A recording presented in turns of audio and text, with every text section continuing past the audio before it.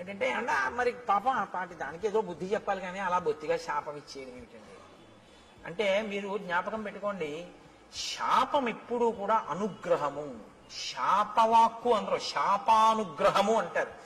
దాని చేత మార్పు తీసుకొస్తారు తప్ప అలాగే పడి ఉండు అని అందరూ. ఆ బాధ తెలిస్తే ఆ తరువాతి కాలంలో ఏమవుతాడంటే ఇంకెప్పుడు ఇటువంటి తప్పు పని చేయకుండా లోకానికి ఉపకారం చేస్తాడు. ఇక లోకోపకారం మొదలు పెడతాడు. అవతల వాడి బాధ తన బాధగా స్వీకరించి అవతల వాడికి మాట సాయమో చేతి సాయమో ఏదో ఒక సాయం మొదలు పెడతాడు. ఈ ప్రవృత్తి ఎక్కడ రావాలంటే లోపల దిద్దుబాటు జరగాలి. లోపల దిద్దుబాటు జరగాలి అంటే కొంతకాలం కష్టపడాలి తప్పదు. ఏళ్ళాంటి శని జాతకంలోకి వచ్చిందనుకోండి ఎందుకు భయపడతారు? ఆయన కష్టపెడతాడు. శనైహి శనైహి చరహ మెల్లమెల్లగా వెడుతూ కష్టపెడతాడు. కానీ ఆ కష్టపెట్టడం వల్ల ఏమవుతుందో తెలుసా అండి, గొప్ప పరిణతి వస్తుంది, గొప్ప అనుభవం వస్తుంది. తరువాతి కాలంలో ఆయన కీర్తికి కారణమవుతుంది. అందుకే ఏలినాటి శని ఎప్పుడూ దూషించకూడదు. మీరు ఆయన్ని నమస్కారం చేసి ప్రార్థన చేస్తే ఆయన దాన్ని ఇంకొకలా మారుస్తాడు. ప్రతిరోజు తిరగవలసిన దాన్ని గుడి చుట్టూ తిరగడంగా మారుస్తాడు భక్తి ఇచ్చి. కాబట్టి ఇప్పుడు శాపానుగ్రహం ఇందుకు ఇస్తారు, మార్పు తీసుకురావడం కోసం ఇస్తారు. వెంటనే తనకు అర్థమైంది, అయ్య బాబోయ్ ఇలా ఉండడమా. పడ్డాడు మహర్షి కాళ్ళ మీద. ఇప్పుడు పడన్నాడు, ఎప్పుడు నాకు ఈ శాప విమోచనం అని అడిగాడు. అయితే మారేవు కదా, ఇప్పుడే అన్నారు అనుకోండి, ఆ బుద్ధి మళ్ళీ మారిపోతుంది. అందులో ఆ బాధ ఏమిటో తెలియాలి.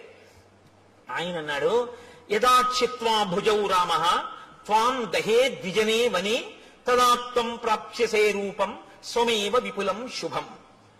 నీవు అరణ్యంలో పడి ఉండి ప్రాణుల్ని తింటుంటే ఒకానొకప్పుడు రామచంద్రమూర్తి అరణ్యంలోకి వచ్చి నీ భుజములను తెగనరుకుతారు. ఆ తెగనరికి అరణ్యంలో నిన్ను కాల్చేస్తారు. ఎందుకంటే ఆ ప్రాణి అలా ఉండిపోవడానికి వీల్లేదుగా, కాల్చబడాలి. సంస్కారం రాముడి దగ్గర ఉన్న గొప్పతనం అదే. మీతో నేను మనవి చేశాను. అంత్యేష్టి సంస్కారం చేస్తాడే, ప్రాణిని కాల్చేస్తాడు. అంటే చనిపోయినటువంటి ప్రాణిని అలా వదిలిపెట్టి వెళ్ళిపోడు, దానికి అంత్యేష్టి చేస్తాడు. పొద్దున్నే భోజనం చేస్తూ గోపాలకృష్ణ గారు నేను దాని గురించే కాసేపు ముచ్చటించాం. అలా ఎందుకు చేస్తాడండి రాముడు అని నేను ఏదో ప్రశ్న వేస్తే చెప్తున్నాను. ప్రతి ప్రాణికి కూడా దేవతలు ఆవహించి ఉంటారు.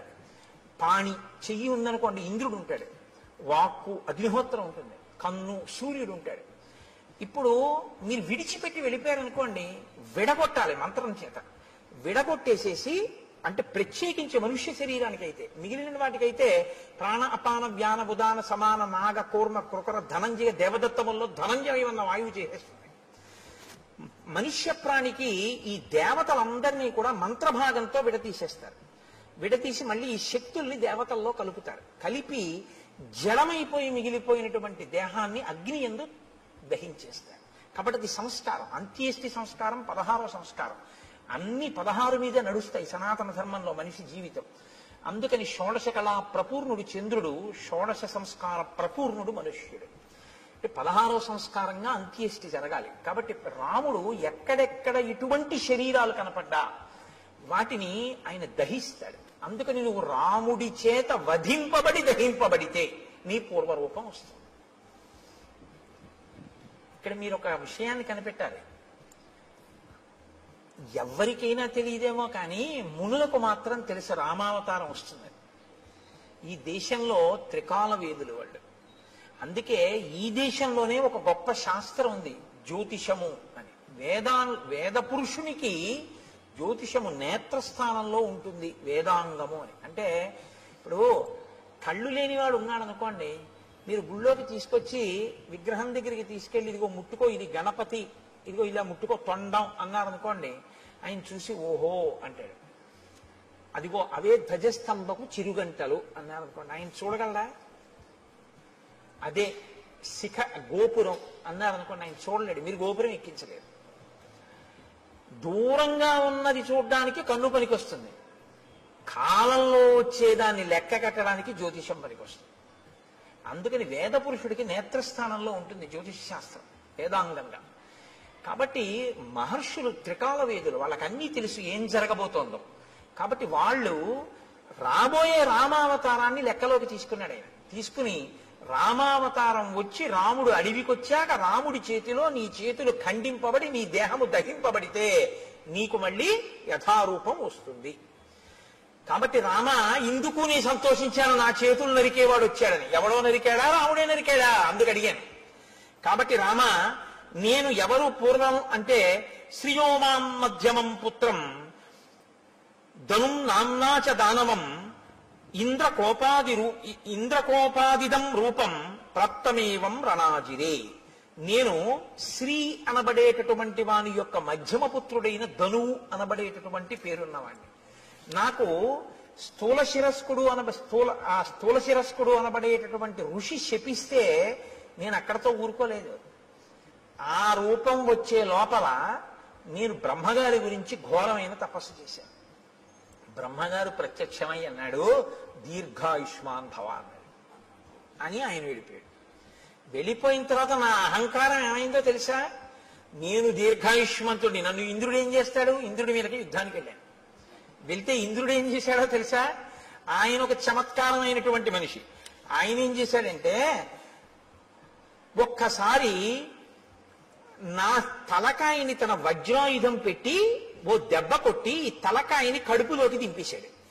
నా 2 కాళ్ళని పొట్టలోకి తోసేశాడు.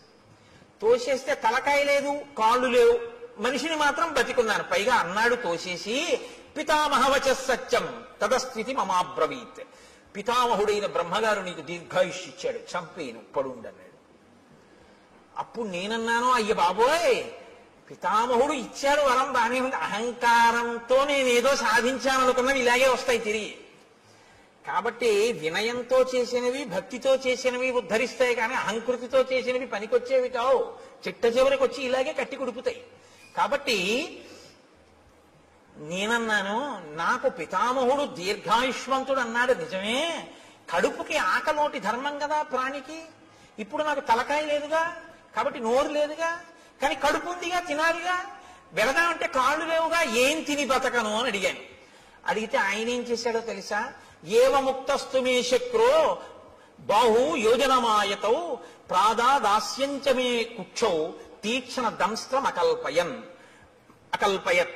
నాకు పెద్ద పెద్ద కోరలు పెట్టి, నా గుండెల దగ్గర కన్ను పెట్టి, నాకు యోజనమంత పొడుగైన చేతులిచ్చి, నువ్వు బతకవలసింది దీర్ఘాయుష్మంతుడవై బతికుండడానికే తప్ప అంతకన్నా ఎందుకురా నువ్వు బతికుండి నువ్వేం చేయాలి లోకానికి అని నీ చేతులతో తడువుకు తింటుంటూ పడుండన్నాడు.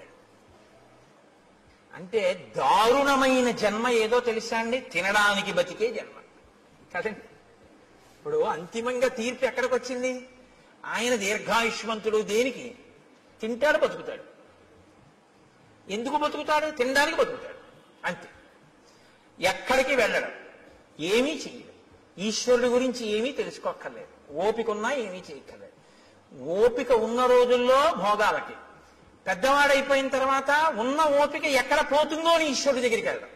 మీరు లోకం పోకడ ఎలా ఉంటుందో తెలుసా అండి?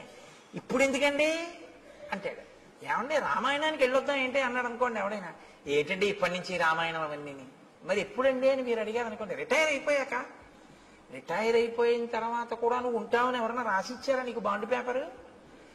దంతంబుల్ పడనప్పుడే తనువుయందు ఆరూఢియున్నప్పుడే కాంతాసంఘము రోజనప్పుడే జరాక్రాంతంబు కానప్పుడే వింతల్మేన చరించునప్పుడే కురుల్ వెల్వెల్ల కానప్పుడే చింతింపందల మీ పదంబుజములం శ్రీకాళహస్తీశ్వర. ఇంకా నువ్వేం చేస్తావు? 60 ఏళ్ళు వచ్చేసి రిటైర్ అయిపోయిన తర్వాత అప్పుడు పూజపీఠ మీదకి వెళ్ళి కూర్చుని ఆ చెమ్యా అంటే నీకు తెలియదు. ఓ గుళ్ళోకి వెళ్ళి మంత్రపుష్పానికి ముందు నీళ్లు వస్తే తీర్థం కింద గుచ్చేసుకుంటూ ఉంటాడు లోపలికి. ఎందుకంటే మంత్రపుష్పం ముందు చేయగడుక్కోమని వేశారు చేతిలో, ఆయనకి తెలియదు. అప్పుడు మళ్ళీ అర్చక స్వామి అయ్యో అయ్యో తాగేకండి అయ్యాలాగా తీర్థం కాదు చేయగడుక్కోండి అంటే అప్పుడు ఆ చేతి నీళ్లు తీసుకెళ్లి ఆయన పళ్ళల్లోనే కడిగేస్తాడు. అంటే అదో వాసన వేసింది అనుకుంటాడు. అమ్మ బాబు నా అదృష్టం రా, ఇలాంటి భక్తులు వచ్చాడు ఇవ్వాలని ఆయన అనుకోవాలి. లేరని మీరు అనుకుంటున్నారా? ఎక్కడిది ఈ అజ్ఞానం? ఓపికండగా ఆర్జించడానికి తినడానికి తప్ప ఈశ్వరుడు గురించి తెలుసుకోవడానికి పనికి రాలేదు. ఒక్కొక్కడి జీవితం అసలు అలాగే తెల్లాలి. అసలు ఎప్పుడు దేనికి అంటే తింటుంటాడు, అది తింటుందో రోజున. చెప్పానుగా, అన్నం అంటే తినున్నది, మన చేత తినబడున్నది, మనని తినున్నది, 2 అర్థాలు. కాబట్టి అది తినేస్తుందో రోజు అయిపోయింది.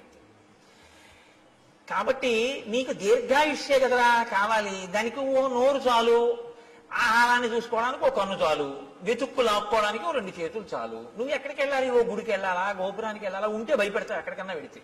ఎందుకు నాన్న అలా పడుండు, దీర్ఘాయుష్మంతుడు అయి ఉండు. ఇప్పుడు తెలిసింది బాధ ఏమిటో.